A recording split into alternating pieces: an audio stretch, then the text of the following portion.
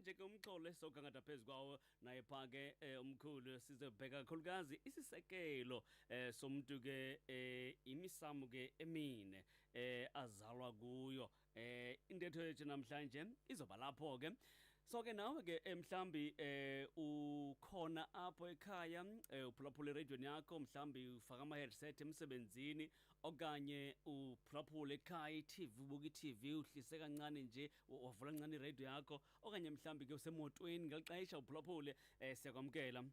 Ungaske futhi ungene futhi naku YouTube okaphila mzimba ubhale nje phila mzimba si live ku YouTube na kanjani ke uzokwazi ukuthola yonke into ngena nje ngoku ku YouTube channel okaphila mzimba si live sixoxa le ndaba le naye ke umkhulu uMavula nongusolwazi ke ezintweni ezesintu ezithinta kakhulukazi wena ngendlela ke yokuphila akwazi ukuthi indlela yokuphila ayikho akuyeki phambili kodwa kube khona abantu abanolwazi ngolhlobo injalo ke masivele singapholisi maseko mkhulu manje kubulise ndikwamkele enqubeni kwizilo mzansi FM ngalixesha bawo sibingelele mfoka Mthosi sibingelele abalaleli bezilo mzansi ngalesikhathi Nkosi kakhulu ukuhlala kuluvuyo ukuba ube inxalenye yenqubo namhlanje rhoqo xa ngolwesithathu sisuke sithetha ngezinto ezithinta abahlali kakhulukazi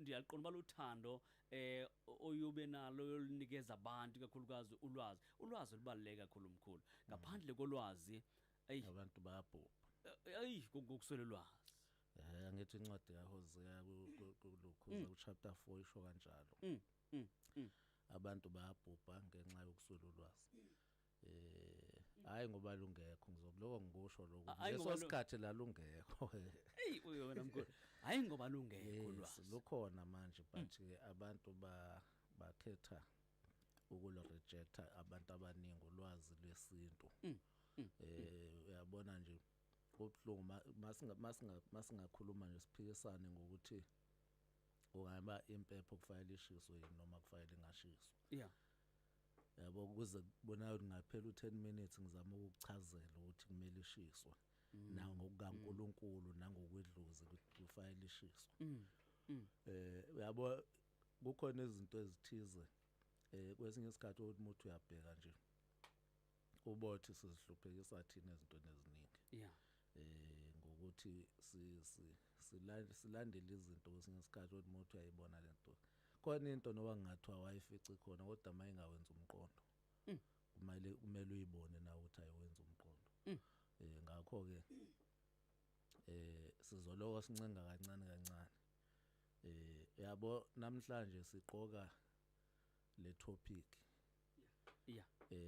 ngoba kukhona lento yokuthi la inhloso ye topic kahle kahle sifuna la umuntu asuke ecela asifuni la usuke uhlatshwa kugaywa kuthini sifuna la umuntu ngoba abantu babhajwe lapho njengamanje la ekuthenini mangicela idlozi livili aliphenduli zonke lezo zinto bese ke kube nalento ethi singenza kanjani ukuthi silekelele ngoba kwesinye isikhathi ake ngithi nje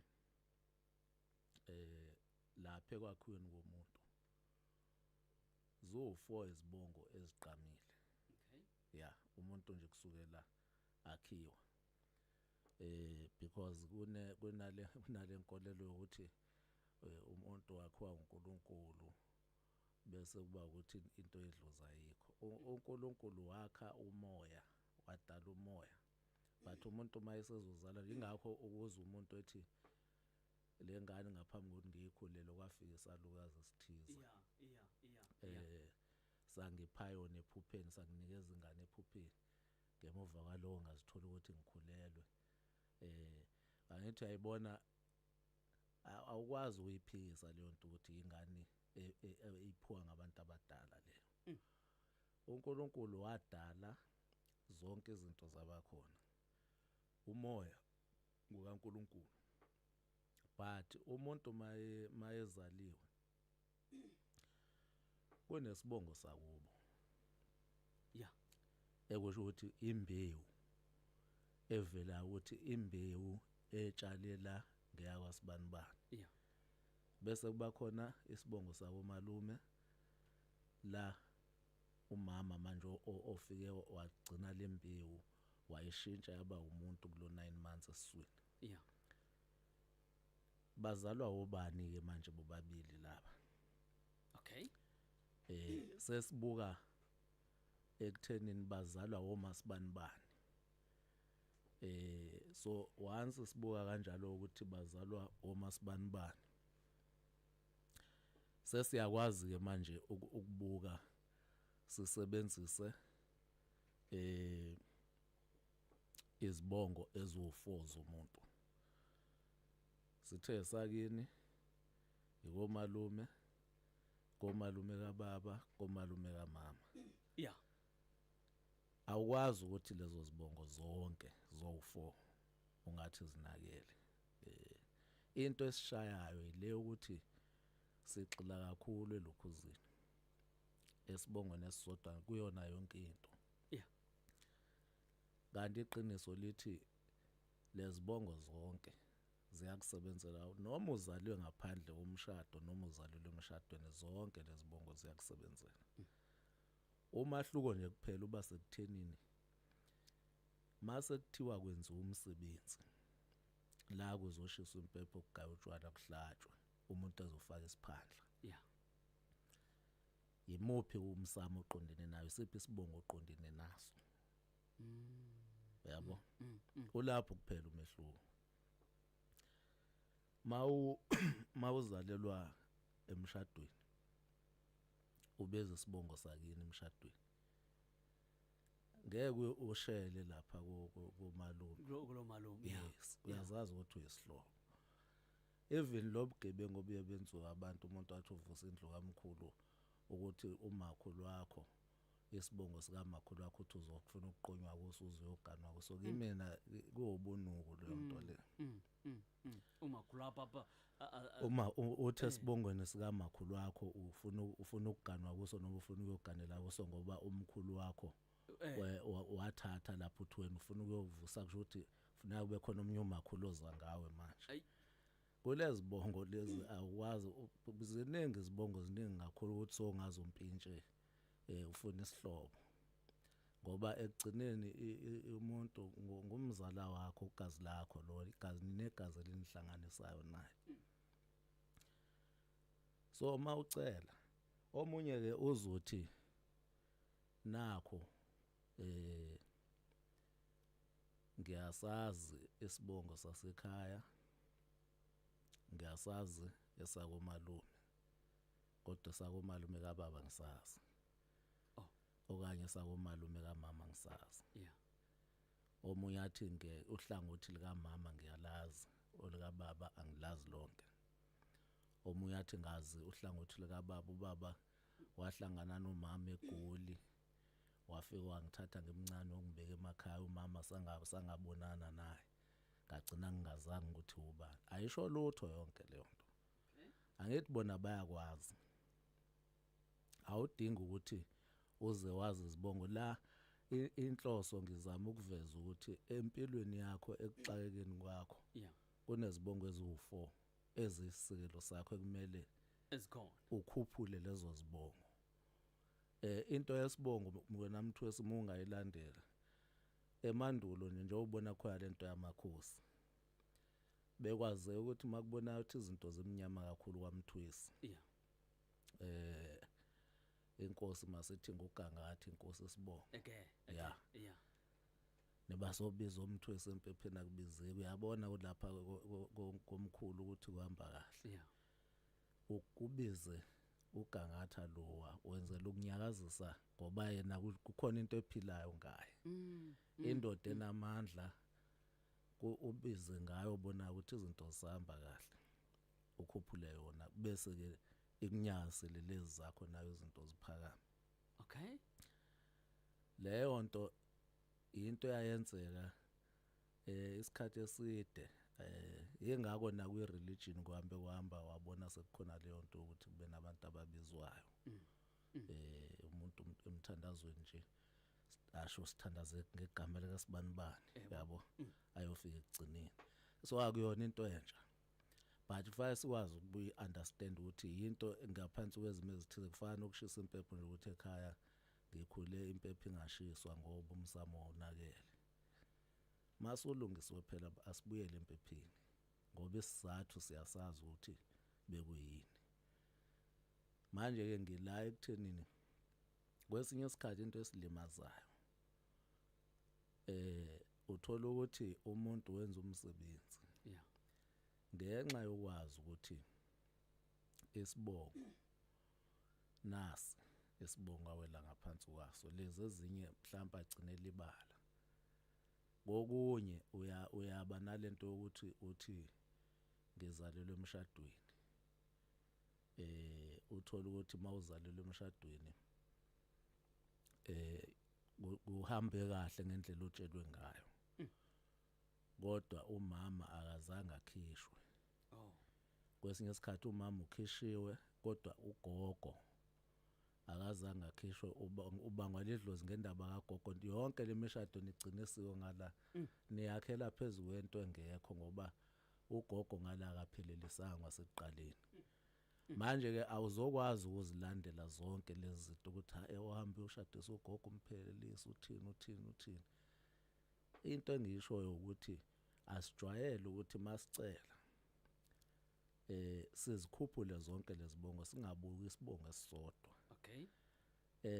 kuzothi ke mawuzikhuphula kanjalo obese ulalela amaphupho ukuthi kuzojwayela ukuvela siphi isibongo emaphupheni wakho ngoba imfihlo enkulu iba lapho ukuthi ngesikhathi uzikhuphula lezibongo zonke ucela Yeah. kakhulukazi umuntu ozaziyo but umuntu ongazazi mongakhumbula nje besijwayele ukuthi sixoxe sizama ukukhuphula zona lezibongo sixoxe ngamakhandlela sithi isibongo nesibongo sibe nekhandlela Yeah. Yes. angithi ke manje mawuthi awazi ukuthi komalume kababa kukephi isibongo usuyasho kodwa ukuthi ngiyababiza abakomalume kababa bayazazi bona bazophakama ngiyababiza abakomalume kamama bayazazi bazophakama Yeah. Yeah. awudingi ukuthi uze wazi isibongo ngempela then usuthi ke masu uzikhuphula bese ulandela amaphupho wakho ukuthi isiphi isibongo esivela kakhulu akubalekile ukuthi uzalelwe emshadweni noma uzalelwe kuphi ngoba kokunye ukhona umuntu onedlozi eliphilayo la kubo kodwa abezalwa ngaphandle komshado but uthola ukuthi idlozi la kubo yilona elimphiza inhlanhla likhathelele udaka leli athi yena yilona eqondene nayo Yeah. so esimene esikanjalo akwazi ukuthi ungaloku ufundzene nedlozi olibonayo uthanda ukusebenzela ngalutho beza leli lakini Okay. usebenzise leli lakini kodwa hayi empepheni ngesikhathi ucela lezi zinto ozicela wenze ukuthi ifezakale ngoba phela vele bakuzalile kufanele sikwazi ukuhlukanisa ke esimeni la ushisa khona impepho ihamba nokuthi kuhlatshiwe kwagayo kuzofaka isiphandla fa uqondanise nokuthi uwela kumuphi umsamo esimene esikanjalo but mangabe kungazohlatshwa nje ake ngithi sibonele ucela umsebenzi kumuntu ongasebenzi ayikho into ekuvimba ukuthi lezibongo zo4 Yeah. ucele kuzona zonke ukwenza ukuthi siphakame lesi sinamandla sikuphe lelukhuza lenhlanhla oyicelayo usuyothi ke mangabe ngoba khumbula ukuthi labantu noba kukhona lento yokuthi ezimeni zamalobolo kwenzakalani kukhona okhokho la bangayazi lento yamalobolo because nayo lento yamalobolo ifike late ifika nabantu Hey. bakhona bangayazi lento yamalobolo ewawukuthi nje ingane ngoba mongafunda la kuqalwa khona indaba evelayo ukuthi akuzalwa abantu kuGenesis chapter 1 verse 26 uNkulunkulu uthi masenza abantu ngomfanekiso wethu basifuze babuse phezulu besethi ke bazalane bande njengothuli lezihlabathi akukho umshado lapha kume khona uAdam noEva beme phambi komfundisi Yeah. yabo Yeah. Yeah. into yamalobola again ivele elokhuzeni eBhayibhelini ngesikhathi kaAbraham eyothathela indodana yakhe ezweni lako bethuma abakhongi ukuthi beyofike babone intombazane ngasemfuleni bahambe bayiphelezele baye naye ekhaya bafike babaphe amakamelo. So inkamela izona ezazifuyiwe lapha namanye ngicathe no namanje khumbula okuse Middle East lapha koLokhuza koMesopotamia la sekuthiwa kuse-Iraq manje kula amazwe nako Dubai njengoba uyabona zisekhona izinkamela namanje. So emandulo kwakuyisipho lento lobola ukuthi upha umuntu kwesinye isikhathi usengathi elindele izinkomo ezinhlanu nje umphezulu 100 ngokuthi unezinkomo eziningi yabo hayi kuba kodwa kutsho yena uba kuphi into engaka yeah so amadlozi nawo anama levels. So kukhona leli dlozi eliyaziyo kukhona nje lazi nalobugebengu lobenziwa manje okwethiwa uphelelisanga ngoba mhla uyombesa iwashing machine zangu uyihambisa yabo bese kuthiwa ingane ziyabangwa zibangwa lidlozi ngokuthi iwashing machine ayizange ihanjiswe mangibesa awuqedanga. Kukhona understander leza zikhathi zakuqala ezithi umntwana mayezaliwe ephuma kulezibongo kufanele laphiwe izinhlanhla angacindezelwa ukuthi uzaleke kanjani.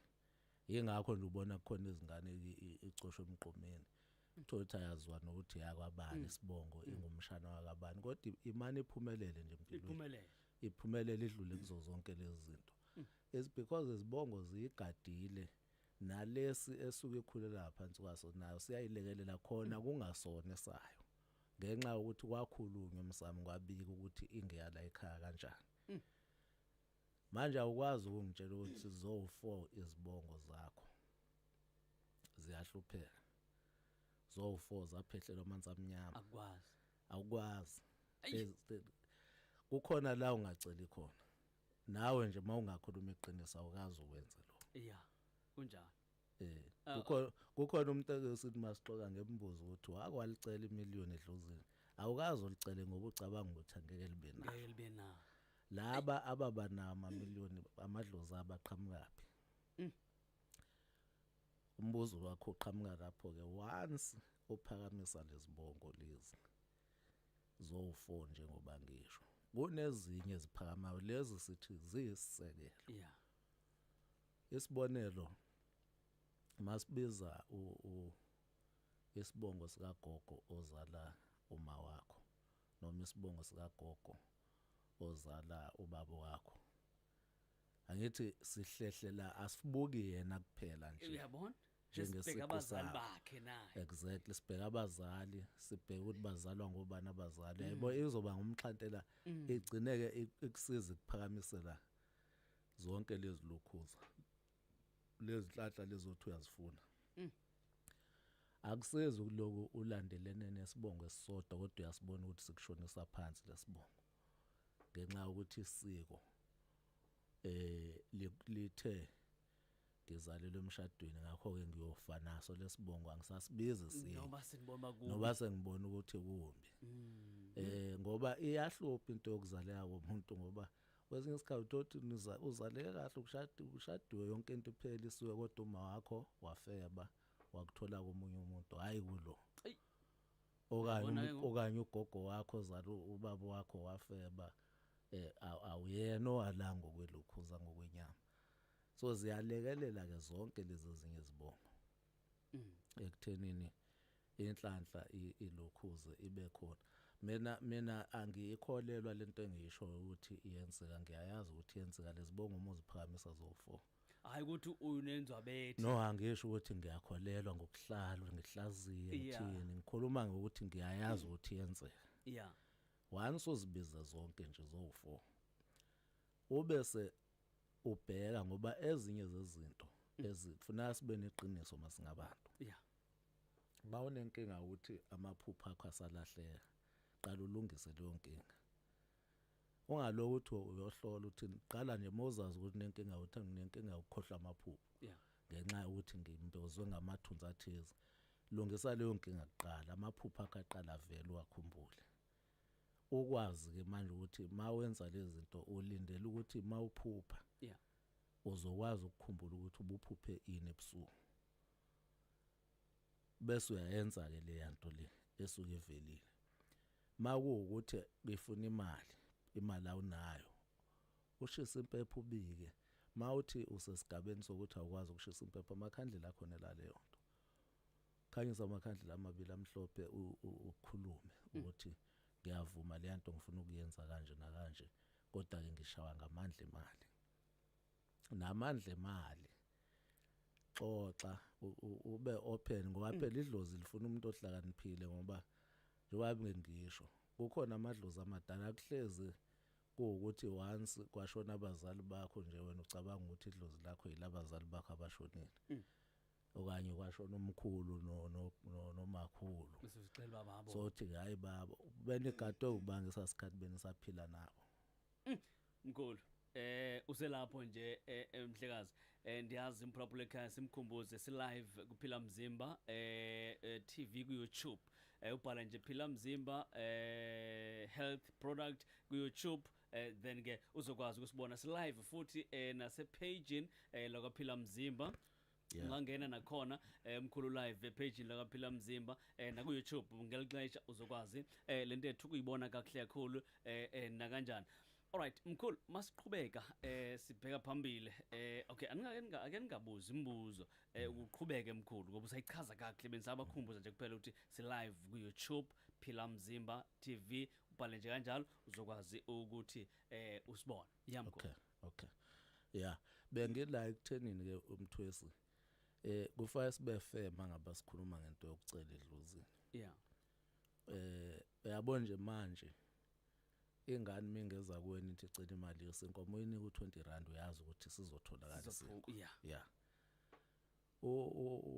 ubese ukhumbula njenganami nje ngoba kusekho le nto umuntu unyesitolo ubhalelwe ilist iboshwe ngechef uboshwe ngechef nemali iboshwe la esandleni elistini mangaba kuthiwe usalo sozithengela izitola ngezazikude usalo sozithengela ikota esonka kufanele ibhalwe phaya listini mayengekho phaya listini ngeke bakunike isitolo kuthiwa soyaganga ufuna ukudla imali yabantu abadala yabo but uzithola uthunywa ngo2 uyothenga into zekwenzidi zonke ushukela ini ziphelele kuze kube khona nesinkwa manje mawucela kulowo umuntu mhlawumbe wayethenga inkukhu eyithenga nge10 ethenga imbuzi ngo10 mhlawumbe ethenga inkomo ngo100 uyakwazi yini ukuthi moxoxa naye umnike isithombe sokuthi lezi zinto seziyabiza manje noba uvela ukhulume nje uthathe ngokuthi yena uzobona inkinga ke nayo ke yonke into iyabikwa edlozini baze bathi abantu idlozi zezithutha nje babeshiswa yilokho ukuthi idlozi lingumoya njoba liwumoya nje liyezwa njengoba nalamazwe ngowakhuluma uyawezwa kodwa awungiboni awaboni eza kuwe kodwa uyawezwa uyakwazi ukuwezwa efika ezindlebeni zakho kodwa awuwaboni ngene eminyango ezalapha ezindlebeni zakho ngoba umoya ngakho ke nalo idlozi ufuna sili understand ngaleyo ndlela leyo nokuthi kubalekile uma ukhuluma nje nabantu abadala ukuthi 1 usichaze isimo samanje ukuthi kuphilwa ngayiphi indlela ngoba kukaningi la umuntu ethi idlozi alimphendulanga umuntu acele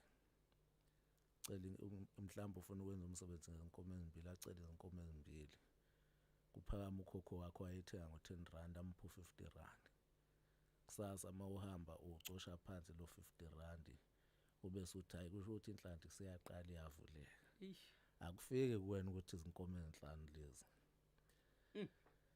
ahlaleke manje ukhokho ulindile ukuthi wenze lo msebenzi uzowakubhansela ngezintathu umsebenzi awenzi amabhada ayabuya futhi ayakumboza so kubalekile ngaso sonke isikhathi ukuthi ungaxoxa ngathi uyaphuthuma uxoxa nethongo uzinike nje isikhathi uzungaphuthumi ungenzi lento yenziwa ngumuntu ofika washa imoto washe kahle imoto eside isikhathi ayipholishe mase kugeza yena ungena xuphu ufuna ukuphuma abantu bemoto ka yeah So ifuna uzinikeze isikhathi ube sober. Yeah, nokuzihlonipha Yeah. right. Exactly, Yeah. kubalulekile. Ngeke uhambe ugqoke izikhindi nama-vest uthi uyokhuluma nabantu abadala. Kufuneka ilukhuza kuhlonipheke. But-ke impepho mayiyodwa ngihleze ngikusho impepho ifana nokushaya nje ucingo ushayela idlozi. Yeah. Ngakho umuntu osemjondolo ohlele emjondolo ohlele lokishini ekhaya elingenayo ilokhuza umsame kungekho abantu abadala mhlawumbe umuntu oqashile efletini yabo awukwazi ukuthi ungagodukela ukuyoshisa impepho kuphela. So uyakwazi ukuyishisa lapho ngoba usuku ubika.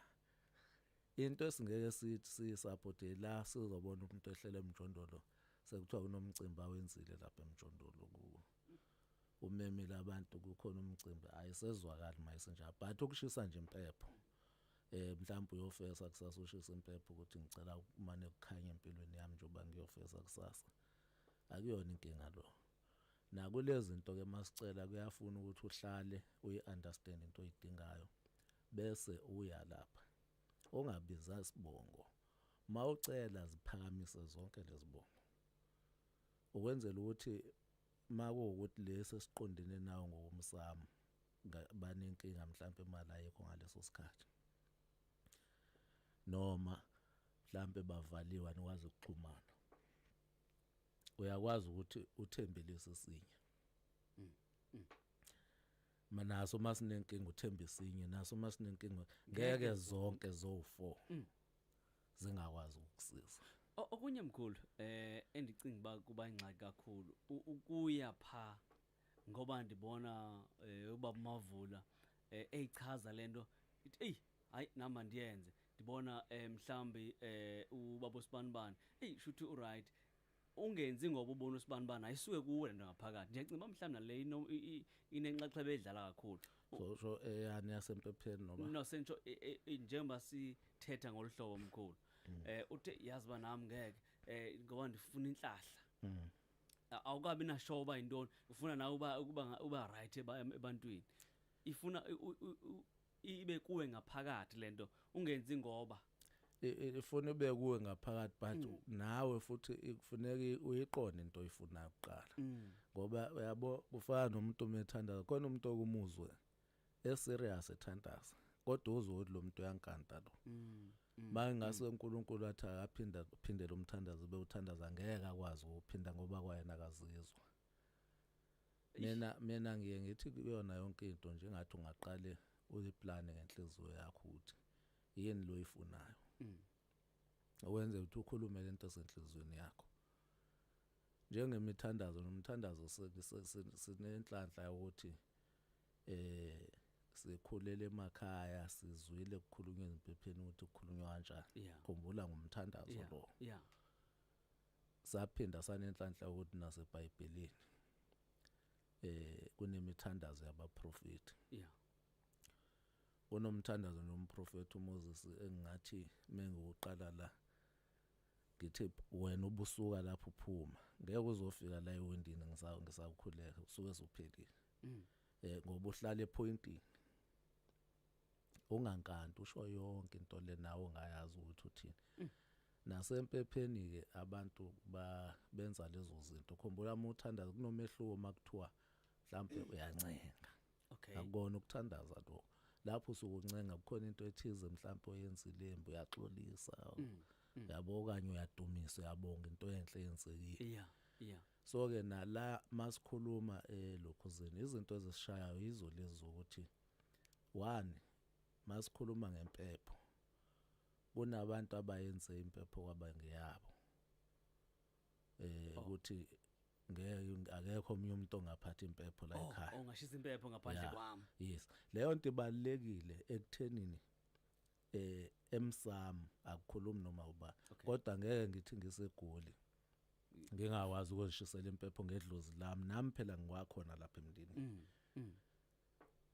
kunomehluko manje ke abantu abaningi uma unikezwe ilungelo lokuba ngumshisi wempepho wonke umuntu akasakwazi ukuyishisa impepho yes esikhathini esiningi kwakubalekela izinto ezithize but ke njengokuthi nje idlozi loniwe lithwetshula umuntu esebenzisa impepho but maningi manje unakele khona kunjalo kukhona abantu abathi hayi thina ekhaya ubhuti wathi singayishisa impepho akulokhuza akuhlezi kunjalo kuhluka nje la ekuthenini mase kuthiwa kwenziwa into emsamo kunomsebenzi owenziwayo kunomshiso wempepho okay kodwa nakho nje ngiya umthwesi ufike unginikeza isibunga bese ethi sishiswa ngempepho kanye anginike isikhafulo kunentombi engiyilandele athi lesikhafulo sishiswa ngempepho usho ukuthi fa ngiye kumzali ngiyothi makangishisele isikhafulo ngempepho so kufanele siz understand izinto ne context ukuthi ibisho esimene esinjani leyo nto leyo sikwazi ukuyiseparate nayo ke le yezibongo iqhamuka lapha ekuthenini siba nokudideka makuthiwa kuthiwa wena abazali bakho abashadile ngakho ubhilonga la komalume bese kuba ngazathi manje lesasibongo sakini ngeke sikusebenzele mawusibiza yebo ilungelo lokuyofaka isiphandla khona alikho ngoba abakwenzelanga lutho ilungelo lokuthi mabeshisa impepho kukhona umsebenzi owenziwayo abakwazi ukukubiza wena ungafika kusasa nje sekudliwa okay but lokho ke akusho ukuthi ke nakho esibongweni sabo malume ngisebenzisa izinto zemnyama akusho ukuthi ngeke ngicele kulesi naso ukuthi asiphakame naso ngoba igazi lami ngelakhona vele kuphela kunesiko elingagcinwanga kahle ekuyilo leli lenza ukuthi ngizithole nguwela esibongweni sabo malume so kufanele sithi ke masimuva izinto ezeminyaka ilokhu iqhubeka khumbula ukuduka kwenziwa uSathane okay kwenziwa uSathane ukuduka ngenhloso yokudukisa khumbula kunomehluko ukukhohlisa ukukhuluma amanga nokudukisa inkohliso nokudukisa into kodwa ukuqamba amanga inyinto inkohliso ukutshela umuntu amanga uwenze abe ngathi ayiqiniso yabo mawubuka encwadini kaJeremiah chapter 7 verse 25 wekhuluma kahle ukuthi uSathane wezophakama azenze uNkulunkulu ngenhloso yokudukisa abantu so mawuzofunda la verse ulifunda kahle uyakwazi ukubona ukuthi ngempela kwenzeka kanjani ukuthi uSathane abe inkosi njengoba ubona namhlanje inkosi umhlaba wonke kuye nobusayo bese kuthi makuqhamuka izinto isibonelo nje makukhulunywa ngoNkulunkulu awumajini umuntu omnyama ukuthi angaba uNkulunkulu yabo inkohliso yaqhamuka noSathane leyo iBhayibheli ulifunde kaningi uNkulunkulu evela bonana umprofeti kuthiwa kufika amadoda amathathu but mase isho yimina eceleni ayisezwakala but mayisho ngumlungu yezwakala so leyo mindset yafakwa ngamabomu isibonelo ngelinye ilanga mfowamthwesi mhlambe noba singathi next week okay ukwenza ukuthi sike siyiqede lelokhuza lenkohliso yeBhayibheli le ekuloko kuthiwa iBhayibheli lafika nabelungu yebo ukubhalwa kweBhayibheli kwafika nabelungu kodwa izinto eziqukethwe iBhayibheli kakhulukazi iTestament elidala ngeza abantu abamnyama ngamasiko abantu abamnyama abelungu bafike benza ucwaningo befuna ukubheka amandla abantu abamnyama bawathola yingakho bagcina bethi malivala iTestament elidala ukuze kusebenze iTestament elisha eligcwele lamanga ke manje la agcwele lokudukiseka okungaka masingathi ke ngithi kuwena next week okay next week ngithi asingene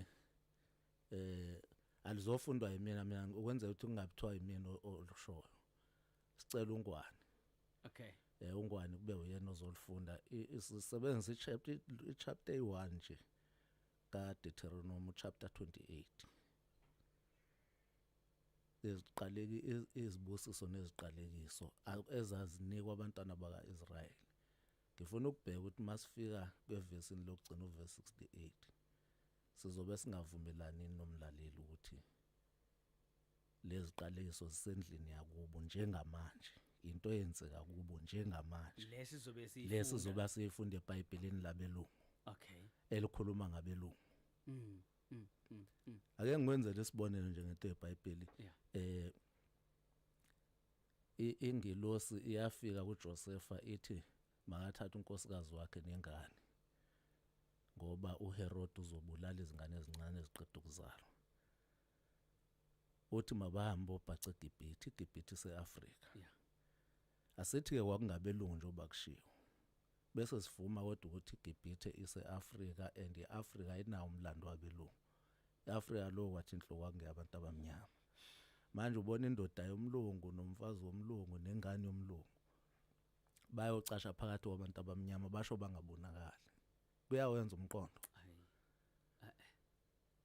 so ngezinye zezinto njengoba ngisho ukuthi kufanele sithi masibuka izinto njengamanje singabi ngama-robot silalele stereotype kufuneka sikwazi ukuhlukanisa ezinye zazo enye yento engithi siyayidemystify myth namhlanje lento yokuthi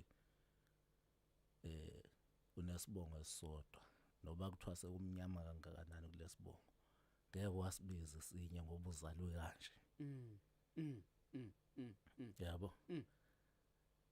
lezibongo ziwu4 asizifaya kwi-test ngithi mina sengikujeyise ngazitesta ngazibona ukuthi ziyaphila ngithi nawe asizifaya ku-test ekuceleni ngiyafuna sihlukanise umuntu angathi ngithe uyakwazi ukuthi uvele nje udecide ukuyohlaba komalume obuzalo emshadweni usho ufaka isiphandla ngifuna sihlukanise ngithe umuntu nomuntu nomsamo aqondene nawo makuziwa ekuhlabeni nokugcina isiko kodwa makuziwe ekuceleni izinto ucela ukuvikeleka ucela izinhlanhla ucelani wakhiwe ilezibongo zonke zo4 mangabe umuntu oseyakhiwa kusuke kuhlangene lezibongo zo4 bese umuntu ke uyakhiwa lo amoya ke manje kaNkuluNkulu ubuye uze elokhuzini esisalweni sika mama wakhe so kufanele si understand lento ngaleyo context if senza kanjalo then yonke into izohamba kahle mawuzobuka nje olunye ohlanga lamaSulumane ama-Arab kakhulukazi ngoba ngifuna ukuthi sibe clear ukuthi ama-Arab la ngikhuluma ngawo ngoba amaSulumane sekukhona nabantu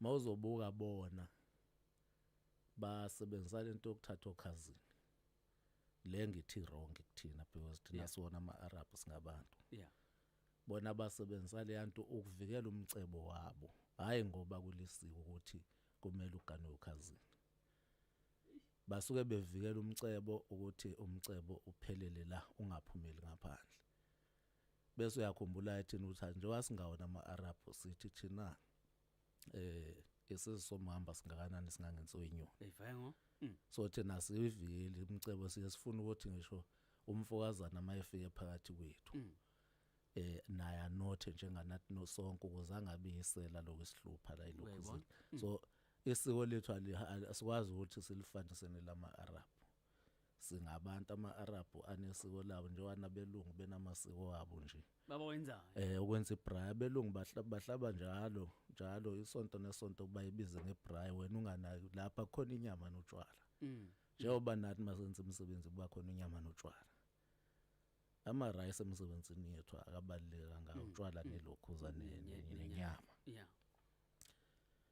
so izizwe nezizwe zinendlela yazo icode uNkulunkulu azinikeze yona ngakho ke nathi asiyibambe lethu icode ukuthi ila lento yenza ukuthi ubone umuntu omnyama engazathi akahlakaniphile umqhathanisa nezinye izwe ukuthi uhambe bamba yonke into ezincelebano uhambe bamba yonke into leqhamukayo njengoba nje namanje mawubona umuntu omnyama wepolitiki ungathi akahlakaniphile because ipolitiki akuyona yakhe ipolitiki akuyona yakhe ingxenye yale conspiracy ekhuluma ngayo yokubuswa kwabantu ngamanga ngakho ke bengithi mina asingeneni kule iBhayibheli next week kwenza ukuthi ngifuna singene mhlambe bese sithi open line la sonto siza ukuthi ayikuthinti yini leyanto lapha. ezobe Sisho leya yenziwa leBhayibheli isho eBhayibhelini labelungu kuthiwa yenzeka kubelungu ngokundlela esisho ngayo. Mina ngithi yayenzeka kubantu abamnyama. Njengoba nje izinto ezinhle khumbula umnqobi nguye obhala ngomlando. Umnqobi nguye obhala ngomlando. Obvious akasoze apromote isizwe asinqobile asenze isizwe sinobuqhawe. Yingakho nje ububuka uShaka kancane kancane kuyantshontshwa usevezwa manje ekhuluma isingisi uzothi uyambona ubampofu azagcina ebampofu njengomlungu up until yabo njengoMandela eminyakeni ezayo kuzoba njalo if asisukume nathi siuchaza ngithi thina mawusanqoba ngo94 fuze ngaba yithini esubhala umlando njengamanje mase ubhala sibuka ukuthi ngabe ngaphambi kokufika kwabelungu sasibuswa ipolitiki bayoloko bethi abantu abanama moral labo sopolitiki ufike emakhaya nabo indlela abaphathana kahle ngayo banabo ubuntu kuphela isystem le efike ba corrupt emangena kuyona. So ke masithi umxholo nempande ingcambu zomuntu zizezibongo ziyi4 namhlanje sithi asizifakeni kwi-test. Asizifakeni ku-test sibheke ukuthi sizofa yini. Kodwa ngithe masewuhlaba qondana umsamo ke manje uqondene nawo. Yes. Kodwa mawucela kuzona. And uhlakaniphe ekugcineni kwakho ubheke ukuthi iziphi ezivelayo noma isiphi esivelayo emaphupheni wakho. Ngoba leso esivela abantu abavela emaphupheni wakho kuvela ngokusobala ukuthi ibona abantu ongathi mucela bakuzwe ngoba niyaxhumana kune connection ekhona phakathi kwakho nabo ekulaleni kwakho. So ke ngeke kwasisiza ukuthi ngaso sonke isikhathi nje sizostika elokhuzini edlozini kwathiwa ngowakwaMthwesi angasekho kenye into engiyophinde ngibuza usofaka mani simobone ngashe likofora.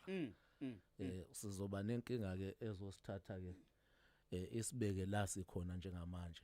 Abantu abamnyama bahlakaniphile babekezela banayo yonke into kodwa nje ama signs baba sothi baphuma ngala akuphumiki baba sothi baphuma ngala ngisho onemali eningi ingqondo vele ubotha akanayo kuyaphela ingqondo imali masiningi ubone ngezinto azenzayo nje ukuthi kukhona inkinga ekhona la. Yakuva mkhulu nizocela mhlambe siyibambe khona apha mkhulu sike singene kwezithinta abakaphila mzimba. Khumbula ke si live kuphila mzimba ungene nje ubhale phila mzimba uzokwazi ke ku YouTube uzokwazi ukusithola kahle kakhulu si live ungalixayisha na kwi page la kwaphila mzimba ku Facebook si live uzokwazi ukuyithola kahle kakhulu lentetho le sixoxa ngayo namhlanje. Sikhuluma naye phake ubaba umhlonishwa ubaba Mzwandile Mfoka Mavula apha ke enqubeni namhlanje make sihambe mkhulu singene kweza kwaphila mzimba tata. Yebo baba. Masingena kweza kwaphila mzimba uphila mzimba isikhungo sokwelapha ngamakhambi esintu neziwasho. Siyatholakala lapha emakethe. Ibhilidi lingaphesheya kwerenke yamabhasi.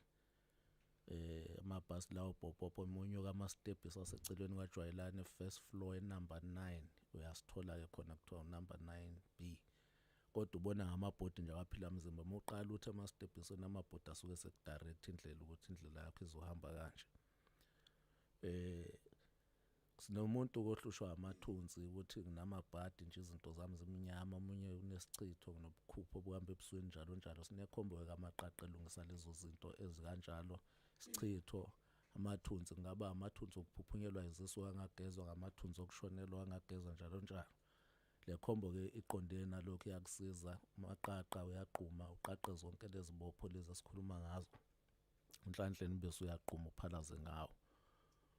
Sibene umuntu konke nenkinga yomsamo ekhaya kwaphehlwa amanzi amnyama Ngiyabaphupha abantu bakithi besemanzini amnyama, ngiyabaphupha kwesinye isikhathi bengakhulumi bethule.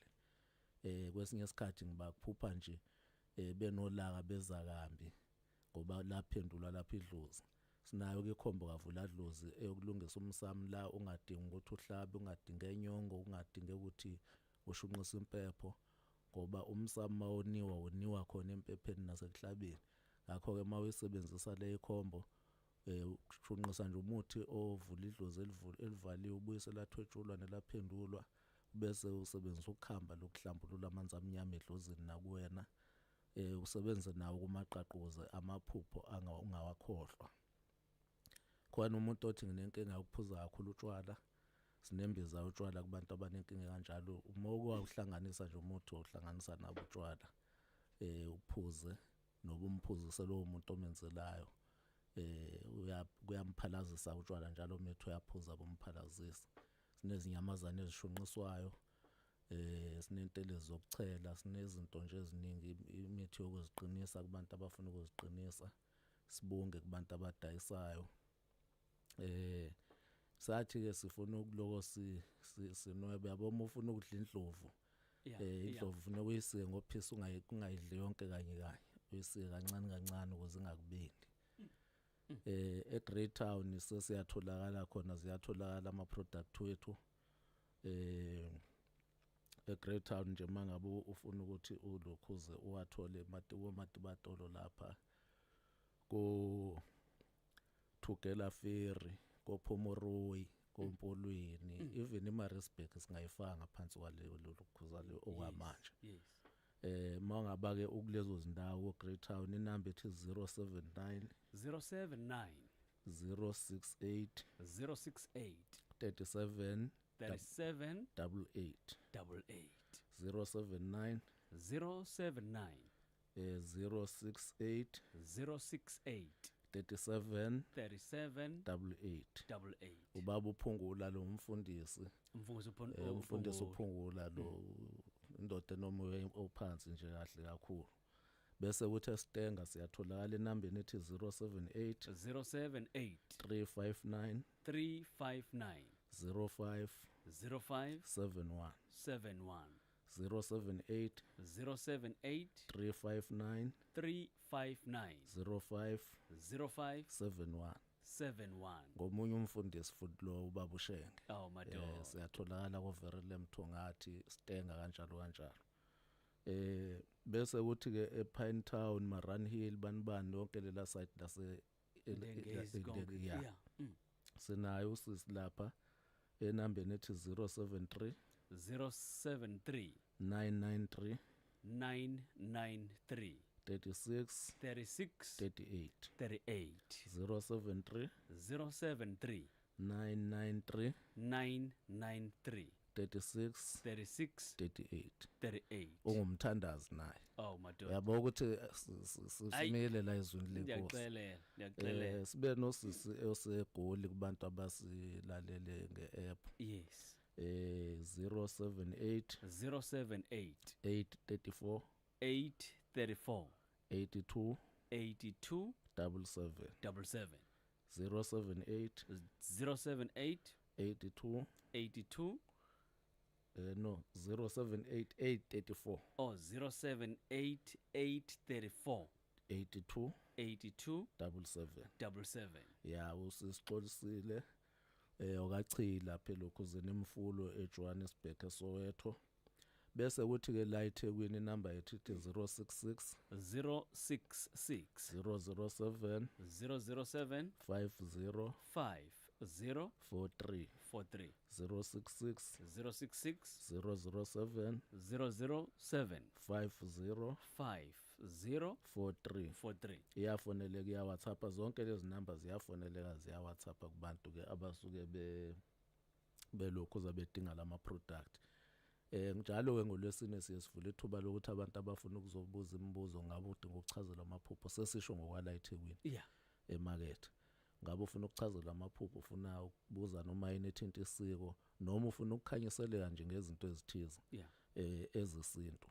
NgoLwesine ke sivula lelo thuba kubantu ukuthi bafike kusukela ekuseni ngo8 kuze kuyoshaya u5 ntamba, masuke sivulele lo thuba kodwa umuntu ofuna ukuzothenga zonke izinsuku siyavula, sinayo isuku ekuthiwa kuvaliwe. Yeah. Sivula ngo-8 ekseni size siyovala ngo-5 ntambama eThekwini emakethe. Shilo ukuthi sinezimbiza lapha mawunenkinga ukuthi umbuzo wasekamereni usaphenduleki. Nayo imbiza yokuchatha. But-ke buyisize nokuthi mawunenkinga nje yomeqo sekushisa izinyawo njalo njalo. Ukwazi ukuthi-ke khiphe wonke lo mahlengehlenge ubuyele ube right. Sinembiza uzifo zonke, uphila mzimba ophuzwayo, ufaka amalumbu, ushaya zonke lezo zinto lezo, imbiza yomhlume kubantu abanenkinga. Ayikho into engiphatha kabi njengabantu abaphathwa ngumhlume, ngoba ufika seno 9 years umphethe sezwane inkahlahla esilona, afike sefuna kodwa ibhodlela elilodwa ukuthi limelaphe.